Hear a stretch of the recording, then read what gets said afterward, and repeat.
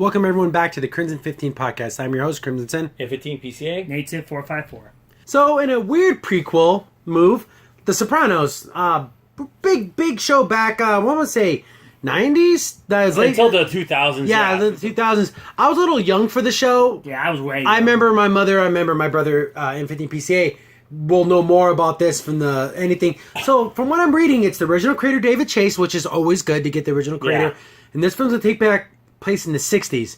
I mean, do you really feel that this... I'm assuming it's going to probably be about the grandfather and his dad, I'm pretty sure, as they're going through the ranks of the mob. Because I remember in the original series with Tony, he saw some bad stuff. I mean, he saw his father and his grandmother kill people and shake people down and all that. I mean, do we really want to see a movie about that? Yeah. I don't know. A kid going through that? I don't know. I mean, I know they did it in Goodfellas, but it was brief with Tommy. It wasn't the whole movie. I don't know if I want to see that. I mean... Do you think The Sopranos is still something people care about?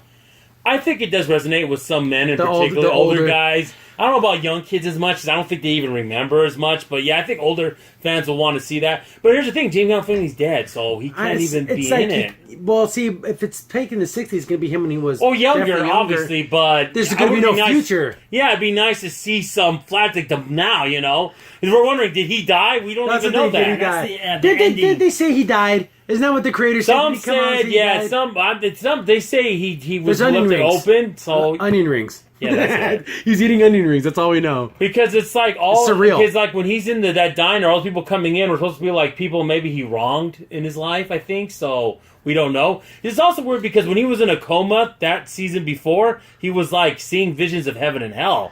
So, like, was that, like, him dying then? Tony, you're going to hell. Oh, yeah, there's no way around it. You're going to hell, Tony. There's no way around it. I mean, he's a mobster. I mean... It's just funny to see this prequel idea.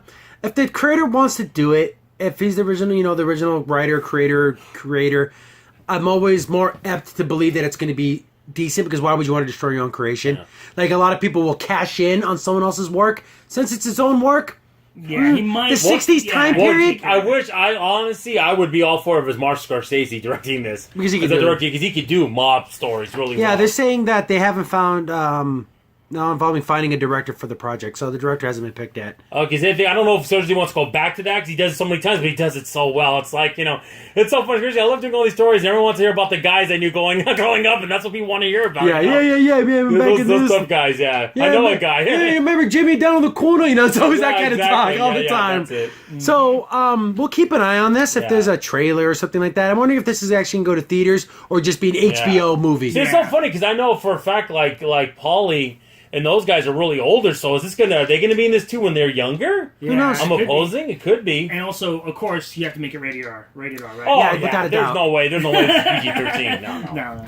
Oh, man, Gandolfini was so cool. He was a cool character in this show. He has had that swagger, and he's kind of a bigger guy, but he had that kind of turn of heart where he was trying to get it a little softer, but he realizes you can't be in this business and have a heart. You just can't. I remember even the conflict when he had one of his capos turn out to be gay, because I don't care. And other guys are looking at him, what do you mean you don't care? Like, that's like the older guys can't stand that. Oh, yeah. But he's like, who cares? So what? He's a good earner. Who gives a crap? He does his job right. Yeah. He does everything I tell him to do. Yeah. I don't care what he says. And he makes me money. Why do I care? And also, he kind of tried to keep it a secret. Like, he didn't flaunt it. Well, yeah, he did, but then they found out, and then his own was the other guy, the other captain of the other mob team, ended up killing him. It's like, God, he was married to your daughter.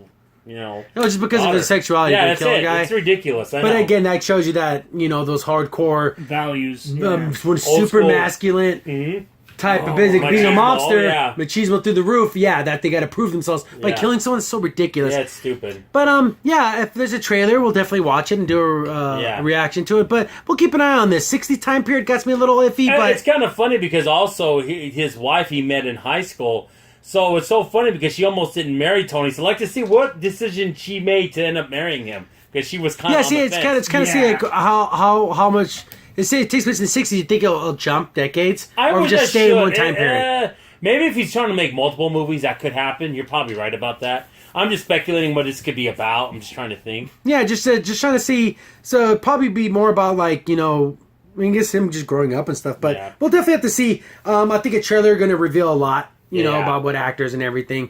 But definitely looking forward to it tappishly. And, Well, I gotta say, I would love to see a Scorsese type of guy on director, some big kind of name at director. and also if it's going to be in movie theaters or just be an HBO TV. Yeah, we still don't know movie. that either. I mean, if it's in theaters, I might go see it. But it's funny because there's another guy in part of the Sopranos, whatever. He's like a big recording guy, and back in the day, he had like a lot of people, but he still knew them, like in the mob.